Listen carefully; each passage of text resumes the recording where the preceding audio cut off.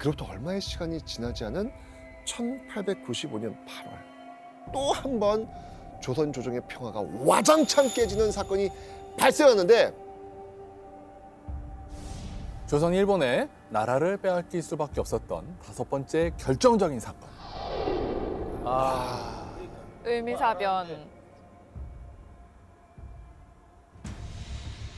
1895년 8월 20일 새벽 광화문 밖에서 총성이 울려 퍼졌습니다. 얼마 후에 괴한들이 담을 타고 경복궁 안으로 침입했죠. 이 경복궁에 침입한 괴한들의 작전명은 여우산입니다. 이들의 목표는 다름 아닌 조선의 왕비 명성황후였습니다. 아이고.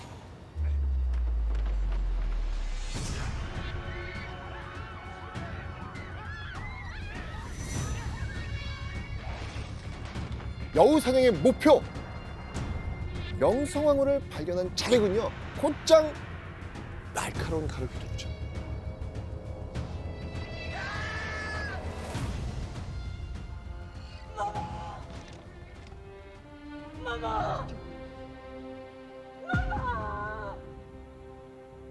심지어 명성황후를 죽인 다음에 그 증거를 없애기 위해서 건청문 동쪽 노건숲 속에서 그 시신을 불태우기까지 했습니다.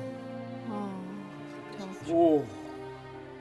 남아있는 명성황후의 흔적이라고는 정말 단지 뼈 몇 줌뿐이었다고 합니다. 와. 경복궁의 건청궁에서 한나라의 왕비가 일본인 자객들에 의해 잔인하게 살해당하는 정말 동서고금의 역사에서 쉽게 찾아볼 수 없는 참국 중의 참국이었습니다. 근데 교수님, 이때 일본이 이 고종이 아닌 명성황후를 노린 이유 있죠? 일본은 왜 명성황후를 노렸을까? 자, 러시아의 압력에 일본이 곧바로 청나라의 요동반도를 반환하는 걸 보고 고종과 명성황후는 어떤 생각을 했을까요? 이제 러시아한테 가야겠다. 러시아는 일본도 무시 못한다. 우리가 러시아 편으로 붙어야 되겠구나 생각을 한 거죠. 그래서 고종과 명성황후는 함께 러시아의 손을 잡기로 결심을 합니다. 그렇다면 조선과 러시아가 가까이 지내는 모습을 본 일본, 과연 어떤 생각을 했을까요? 과연 어떤 생각을 했을까요? 아 이거 또 위험한데. 청을 그쵸. 가까스로 우리가 어떻든 네. 빼냈는데 이제는 러시아가 와. 이렇게. 예. 그래서 일본은 청일 전쟁에 이어서 계속 일본의 걸림돌이 되는 러시아를 어떻게 막을 수 있을 것인가 굉장히 고심을 했죠. 그래서 일본이 선택한 그 방법, 그게 뭐였냐면 고종과 명성황후. 명성황후였죠. 그래서 이제 명성황후를. 그렇죠. 러시아와 정치적으로 친하게 지내는 명성황후를 시해야 하는 거였습니다. 경복궁까지 침입해서 대담하게 을미사변을 일으켰잖아요. 그런데 조선 백성들은 물론이고 국제적으로도 굉장히 심각한 문제가 발생할 수도 있잖아요. 그래서 러시아한테 다시 공격을 받을 수 있는 그런 빌미를 주면 일본이 굉장히 심각한 외교적 피해를 받을 수가 있잖아요. 그래서 일본은 사건 다음 날인 8월 21일에 충격에 빠져있던 고종을 협박해서 즉시 사건을 은폐하려고 했습니다. 이 명성황후를 죽인 다음에 이것을 일본이 한 일이 아니다. 이거는 조선 내부의 정치 다툼 때문에 병파 싸움 때문에 명성황후에게 이런 일이 일어난 거다라고 주장을 하려고 하는 것입니다. 그리고 을미사변의 현장에 일본이 끌고 온 사람이 있었죠. 주하단 씨 혹시 누군지 기억나시나요? 흥선대원군을 끌고 갔죠. 네. 예, 맞습니다. 다름 아닌 흥선대원군. 원래 일본은 명성황후와 사이가 좋지 않았던 흥선대원군한테 을미사변의 죄를 뒤집어 씌우려고 했거든요. 하지만 일본의 야심찬 계획에 발목을 붙잡는 사건이 생기고 말았습니다. 네. 이때 일본의 히든카드였던 흥선대원군이 눈치를 챈 거예요. 네. 그래서 자신의 공덕동 별장인 아소당에서 움직이지 않았습니다. 그래서 흥선대원군을 끌고 오는데 시간이 너무 많이 걸리게 된 거예요. 그래서 경복궁에 도착한 시간이 예상보다 너무 늦어지고 말았고, 그런데 일본이 명성황후를 잔인하게 살해하고 시신을 불태우던 바로 그때 잔혹한 사건의 현장을 본 뜻밖의 목격자들이 있었습니다. 그날의 진실이 담겨있는 문서가 있는데 이 문서도 예원 씨가 읽어주시면 감사하겠습니다. 빨리 가야겠는데 이걸. 자객들이 달려들자 국내부 대신들은 왕후를 보호하려고 두 팔을 벌려 앞을 막았다. 자객들은 수차례 왕후의 가슴을 짓밟으며 거듭 찔렀다.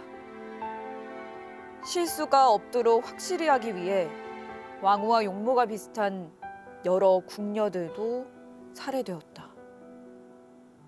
너무하네요, 진짜. 저 기록을 남긴 사람은 누굴까요?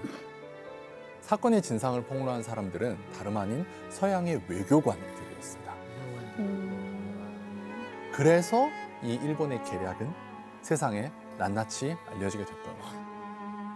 천만다행. 천만다행이죠. 진짜 이 기록 없었으면 너무 분했을 것 같아요. 와, 그럼요. 이러면 흥선대원군이 가족끼리 뭐 죽이고 막 그런 역사를 우리가 배웠을 착각할 거예요. 수도 있는 그럴 수도 있는 위험한 거죠. 일이고. 그러니까요. 한편 고종은요.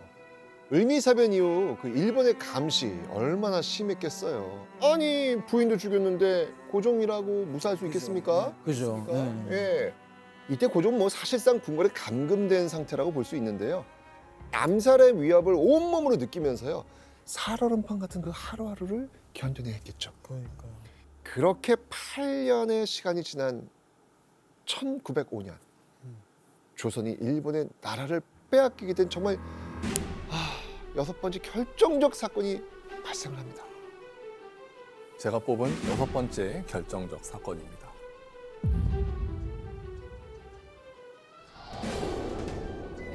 일사늑약. 1905년 11월 17일 조선의 외교권을 빼앗아간 을사늑약이 체결되었습니다. 1905년 상황을 한번 가보겠습니다. 덕수궁에 있는 황실도서관 중명전이 갑자기 소란스러워집니다.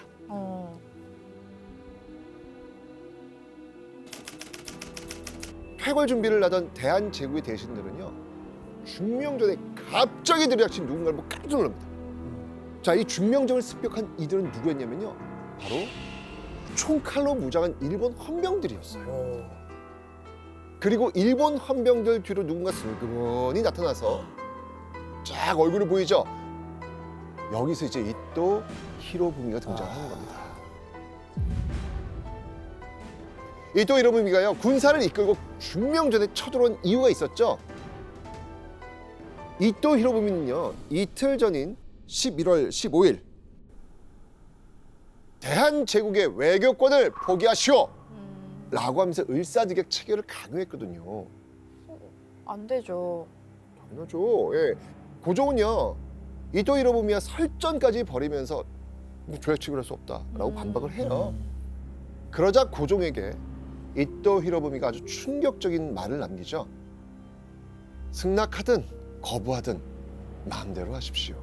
하지만 거부한다면 뒷일은 우리도 책임지지 못합니다. 협박인데. 협박이지. 그렇죠. 이 오만 불순한 태도에 고종은 입을 떡 벌릴 수밖에 없었죠. 이후에도 고종은요, 계속 시간을 끌면서 조약 체결을 반대합니다. 그러자 이 참다 못한 이토 히로부미가 군사를 동원해가지고 군까지 지금 쳐들어온 거예요. 그리고는 이 대신들을 협박해서 강제로 조약을 체결합니다. 고종의 허락조차 받지 않은 그야말로 날강도 같은 그런 조약이었던 것이죠. 아관 파천 이후에 조선을 두고 일본과 러시아는 계속 눈치 게임을 벌이고 있었잖아요. 그렇다면 일본은 대체 어떻게 러시아를 따돌리고 을사늑약을 체결할 수 있었을까? 그 이유는 바로 을사늑약을 맺기 1년 전인 1904년에 일본이 러시아의 코를 납작하게 만드는 일이 벌어졌기 때문입니다.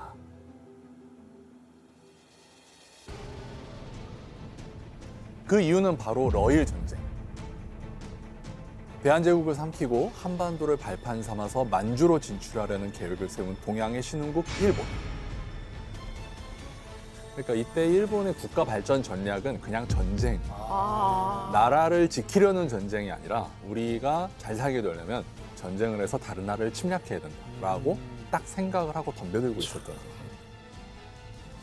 그리고 한반도를 비롯해 만주를 지배해서 아시아 전역에 영향력을 넓히려고 한 서양 열강 러시아. 두 나라가 제대로 한판 붙게 된 겁니다.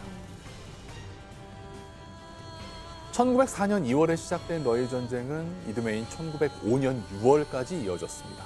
엎치락 뒤치락 하다가 결국 일본이 러일 전쟁에서 승기를 잡게 됩니다. 그리고 이때 일본은 조선에서의 영향력을 극대화하는 조약을 체결하게 됩니다. 이 조약은 포츠머스 조약이라고 하고요. 일본이 러일 전쟁에서 승리한 뒤에 체결한 것입니다. 러시아 제국은 일본 제국이 한국에 대해 정치와 군사 및 경제적인 우월권이 있음을 승인하고 일본 정부가 한국에 대해 관리, 감독, 보호 조치를 할 수 있음을 승인한다. 또한 러시아는 한국 영토의 안전을 위하여 일본이 군사적 조치를 취할 수 있음을 동의한다. 말도 안 돼. 약간 그 러시아판 시모노세키 역시. 그거를 지금 이번에는 러시아한테 받아낸 거죠. 즉 일본이 서구 열강으로부터 공식적으로 대한제국에 대한 보호권을 인정받게 된 겁니다. 청일전쟁에 이어서 러일 전쟁에서까지 승리하면서 일본은 아주 의기양양해졌습니다. 그리고는 고종한테 야 우리가 대신 청일전쟁, 러일 전쟁까지 치르면서 이 한국의 독립을 지켜줬잖냐. 독립이요? 독립이요? 독립도 잘 모르는 거 아닙니까? 네, 이게 무슨 독립이에요 이게? 아무튼 우리가 한국의 독립을 지켜줬으니까 대한제국의 외교권을 대신 내놔 라고 지금 이토 히로부미가 요구를 했던 거죠. 근데 외교권을 빼앗기는 거는 너무 치명적이죠. 당연하죠. 외교권을 내놓으라는 건 정확하게 뭐 어떤 뜻인가요? 뭐 우리가 다 하겠다는 거예요, 자기들이? 일단 다른 나라와 교섭할 수 있는 권리 자체가 박탈되는 거니까 무역을 할 때도 우리가 원하는 바대로 할 수가 없고, 그리고 우리나라에 있는 여러 가지 광산이라든가 목재 같은 이권을 다른 나라에 팔거나 혹은 다른 나라에 있는 그 무엇을 살 때에도 우리는 제대로 된 권한을 집행할 수 없습니다. 다 일본이 대신해 줘야 되는 거죠. 근데 그것보다도 제일 큰 거는 그때 당시의 세계 질서는 유럽을 중심으로 재편되고 있었는데 이 유럽은 전 세계에 있는 모든 나라를 세 줄로 세우고 있다고 생각하시면 돼요. 제일 위에는 독립국, 그 다음에는 속국, 가장 아래는 식민지입니다.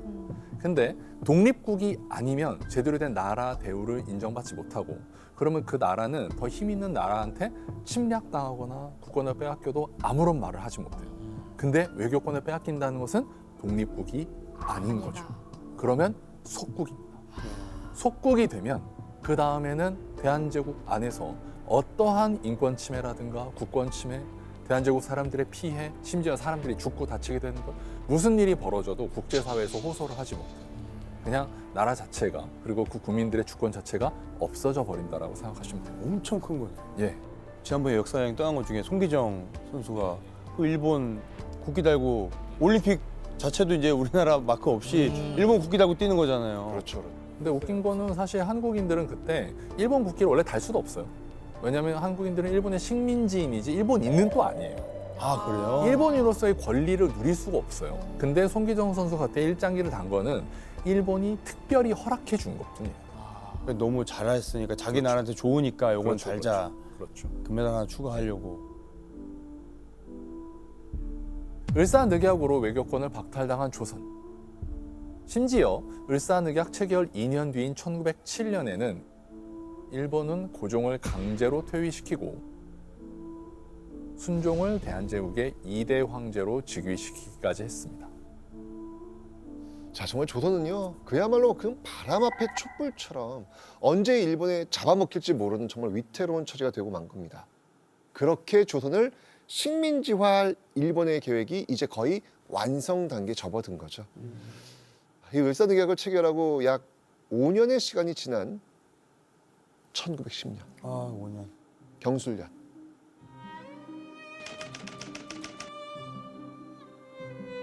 창덕궁 대조전의 분위기가 쫙 가라앉아 있었습니다. 누구 하나 쉽사리 입을 열지 못한 채 순종의 눈치만 살피고 있었어요. 순종은요, 눈앞에 놓인 엄청난 문서를 보고요, 눈을 질끈 감을 수밖에 없었습니다. 대한제국을 아예 일본에 귀속시키겠다는 충격적인 내용의 문서가 순종의 눈앞에 놓여 있었기 때문입니다. 이때 이 정막만이 가득했던 대조전에 누군가의 목소리가 울려 퍼집니다. 일본과 조선의 병합은 불가피합니다. 정막을 깨며 일본과 조선의 병합을 강력하게 주장한 이 남자의 정체, 바로 대표적인 친일파 이완용이었습니다. 숨막히는 분위기 속에서 대신들의 눈치를 살피던 대한제국의 황제 순종, 결국 오랜 침묵을 깨며 어렵게 한마디를 내뱉죠. 모든 신하가 좋다고 하면 짐도 예의가 없다.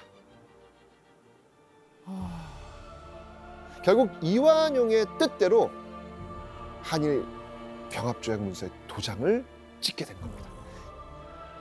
나라의 씻을 수 없는 치욕이라고 해서 경술국치라고 부르죠.